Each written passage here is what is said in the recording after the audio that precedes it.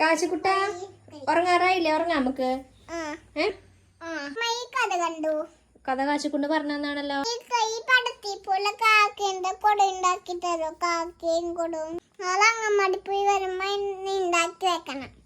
ഈ കാക്കയും ഈ കൊടവും അല്ലേ? ഉണ്ടാക്കി തരാം. കല്ലുണ്ടാക്കി തരാം. ഉറങ്ങാ. ഓക്കെ എന്നാ വാ.